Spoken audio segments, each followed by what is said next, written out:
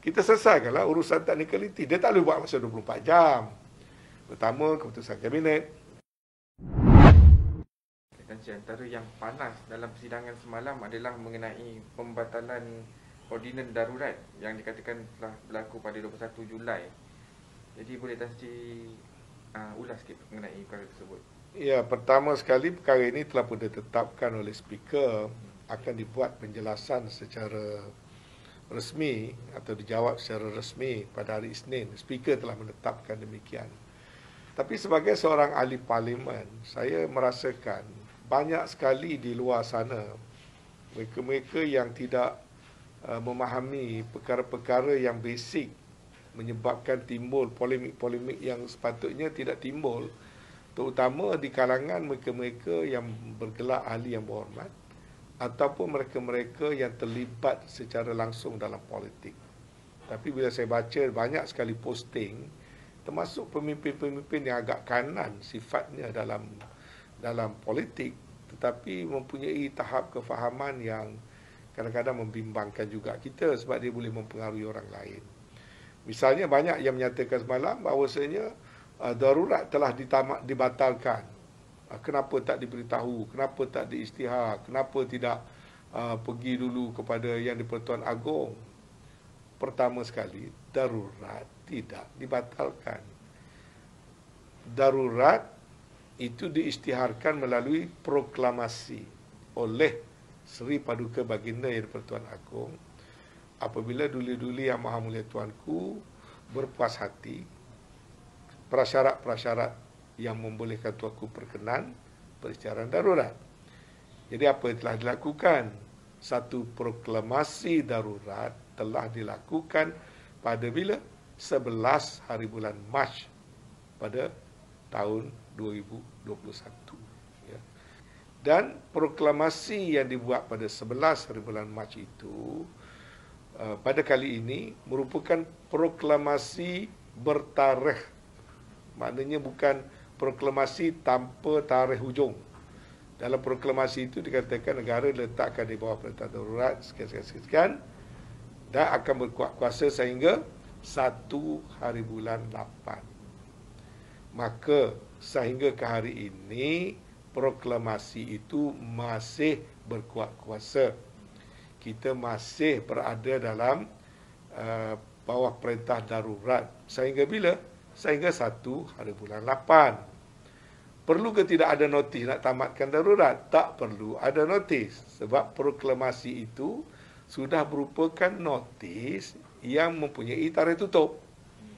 Bila dia sampai 1 bulan 8, dia tamat dengan sendiri. Boleh ke tidak proklamasi darurat yang tamat pada 1 bulan 8 itu nak disambung? Jawab dia tidak boleh. Proklamasi itu laku hanya untuk tempoh sehingga 1 bulan 8 dan kekal laku selagi tak sampai 1 hari bulan 8. Ya, itu banyak yang orang tak faham.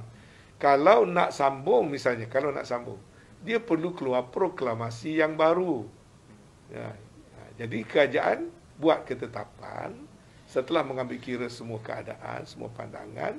Pertama, kerajaan maklumkan dalam parlimen, kerajaan tidak berhasrat menasihatkan Yang di-Pertuan Agong untuk nak buat proklamasi baru. Maka apa maknanya? Maknanya sampai 1 hari bulan 8, proklamasi itu tamat. Tak perlu isytihar, tak perlu umum, kerana sifatnya begitu. Proklamasi yang mempunyai tarikh terakhir dan terbatal dengan sendiri selepas daripada 1 hari bulan 8. Satu lagi tu yang orang keliru tu, orang kata ordinan darurat. Orang confuse antara proklamasi darurat dengan ordinan darurat. Apa dia ordinan darurat? Undang-undang yang dibuat dalam tempoh proklamasi darurat berjalan dipanggil ordinan darurat.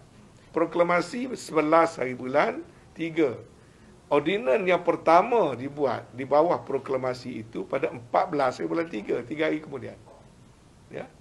Dan lepas tu ada beberapa undang-undang yang diwujudkan di bawah perintah darurat dipanggil ordinan atau dipanggil ordinan darurat. Jadi oleh kerana kita dah buat keputusan untuk tidak menasihatkan Yang di-Pertuan Agong sambung darurat, maka ordinan-ordinan yang ada itu kerajaan buat keputusan untuk tidak lagi dipakai. Itu yang dikatakan revoke. Okey. Dalam undang-undang, ordinan yang dibuat di bawah kaedah darurat, kalau tak dibatalkan oleh kerajaan, dia boleh berkuat kuasa 6 bulan selepas 1 bulan 8. Jadi kerajaan dah ambil keputusan, kan ambil kira pandangan-pandangan tertentu, tak perlu kuat kuasa 6 bulan selepas itu. Maka dia ada 2 cara. Satu, revoke, kerajaan sendiri revoke. Proses revoke tu adalah. Atau bawa ke parlimen, dia panggil annulment. Annulment atau nak pakai terus jadi sebagai pada akta. Itu kena bawa dalam usul dalam parlimen. Bawa dalam parlimen, annul, atau bawa dalam parlimen jadi sebahagian daripada undang-undang. Itu barulah jadi orang kata pembatalan. Jadi apa yang diumumkan di parlimen itu memaklumkan kerajaan, yakni kabinet kerajaan memutuskan darurat, tidak akan ada proklamasi baru. Undang-undang yang dibuat di zaman darurat sekarang ini, 15 darurat itu, nak direvokkan. Proses technicalities revoke itu bermula dengan keputusan Jemaah Menteri. Lepas tu perlu diangkat kepada Seri Paduka Baginda Pertuan Agong. Dan perkara itu telah pun diangkat dan tertakluk kepada perkenan tuanku. Itu kita tunggu je lah. Ya? Kalau tuanku tak nak revoke, maka lepas 1 bulan 8 undang itu berjalan. Masih berkuat kuasa. Dalam tempoh 21 bulan ke 1 bulan 8, tempoh 10 hari itu, kita selesaikanlah urusan technicality. Dia tak boleh buat masa 24 jam. Pertama, keputusan kabinet. Lepas keputusan kabinet, AG kena buat drafting. Ya. Tiap-tiap benda tu dokumen kena ada drafting dulu. Nak buat tu. Kalau yang 3 baru angkat pada Agong. Berdasar pada nasihat. Lepas tu Agong kena bagi perkenan. Lepas Agong bagi perkenan, kena warta. Itu bukan boleh buat masa 3 hari, 4 hari. Ini benda tu baru buat 21. Kita bersidang semalam 26. 5 hari. Dan 5 hari benda tu tak boleh selesai. Benda tu sedang berjalan. Cuma yang diterangkan dalam parlimen tu keputusan kerajaan. Dirujuk pada kabinet lah. Sebab kita dalam parlimen, kawan panggil kita kerajaan. Belah sana pembangkang, sini kerajaan.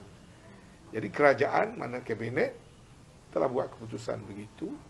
Tapi proses-prosesnya tu akan kita lalui lah. Mengikut peraturan dan syarat-syarat yang ada. Jadi perincian ini akan dibuat penjelasan oleh menteri yang bertanggungjawab. Saya sebut tu dari segi layman punya kefahaman. Jadi kalau orang faham apa beza proklamasi dengan apa beza dengan ordinan, proklamasi tamat macam mana, ordinan itu boleh ditamatkan macam mana. Kalau orang faham itu, dia tak ada kacau bilau. Ya, tapi kan tak faham proklamasi itu apa, ordinan itu apa. Tamat proklamasi macam mana? Proklamasi kita ni kalau kena ada date, dia mati automatik. Ordinan ada 2, boleh revoke oleh kerajaan, boleh buat annulment oleh parlimen. Ni dah kerajaan yang decide nak revoke, maka kita buat revoke cara kerajaan buat revocation. Ya, jadi kalau faham itu, tak ada masalah. Kerajaan mesti buat kerja mengikut peraturan yang betul. Tapi malangnya sesetengah ada ahli-ahli yang berhormat yang tidak memahami perkara itu. Dan kita akan berikan